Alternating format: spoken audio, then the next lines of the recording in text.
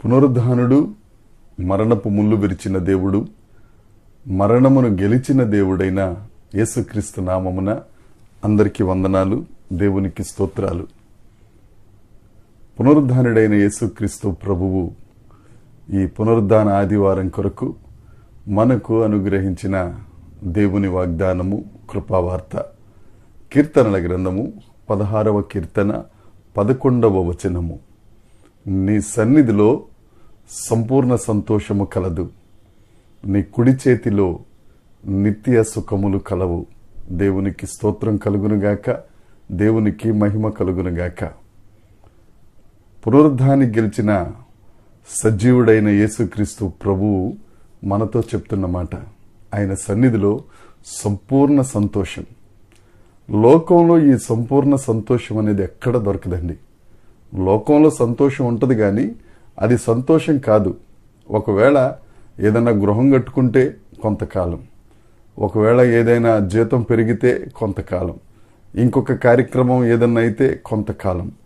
కానీ ఆ దేవుని సన్నిధిలో సంతోషం ఉంది చూశారు, అది సంపూర్ణ సంతోషం.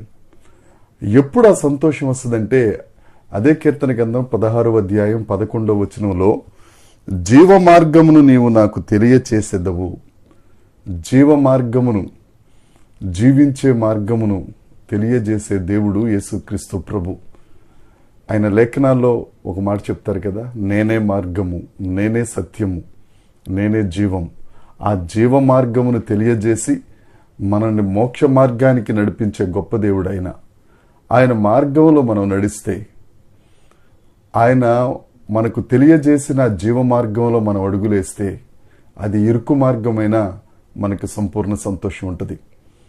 ఈ ఆదివారపు దినమున, ఈ ప్రభు దినమున దేవుడు మనతో చెప్తున్న మాట, నా సన్నిధిలో సంపూర్ణ సంతోషం ఉంది గనుక నా సన్నిధికి రండి. నేను మీతో కలుసుకునే ప్రదేశానికి, నా మాటలు వినిపింపజేసే సన్నిధికి రండి, సంపూర్ణ సంతోషాన్ని పొందుకోండి.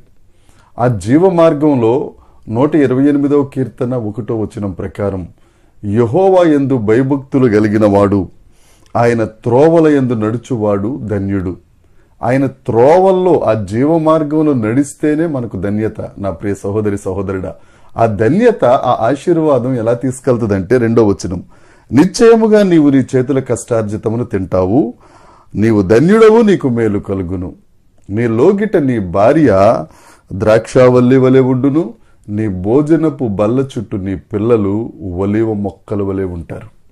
ఆయన జీవ మార్గాన్ని తెలియజేస్తారు. ఆయన సన్నిధిలో, ఆయన సముఖంలో మనం వెళ్తే ఆ త్రోవ మన ధన్యతలోనికి తీసుకెళ్లి మన చేతిలో కష్టార్జితం చిల్లు సంచిలో వేసినట్టు కాకుండా మనం అనుభవించడానికి, ఎవరైతే ఆ త్రోవల్లో నడుస్తారో వారి భార్య ద్రాక్షావల్లి వలె, వారి పిల్లలు భోజనపు దగ్గర ఒలివ మొక్కల వలె ఉంటారు. ఆయన కుడి చేతిలో నిత్య సుఖములున్నాయి. నా ప్రియ సహోదరి సహోదరుడా, నీకు సంతోషం కావాలన్నా, అది సంపూర్ణ సంతోషం కావాలన్నా, నిత్యము సుఖం కావాలన్నా నువ్వు దేవుడి దగ్గరికి రావాలి. నువ్వు ఆయన దగ్గరకు వస్తే, ఆ సన్నిధికి వస్తే తప్పకుండా నీకు సంపూర్ణ సంతోషం, తప్పకుండా నీకు నిత్య సుఖం. మరి ఇంకెందుకు ఆలస్యం?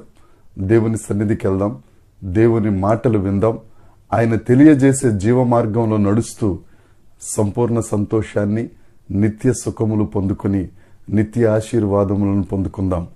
దేవుడు ఈ మాటలు దీవించునుగాక.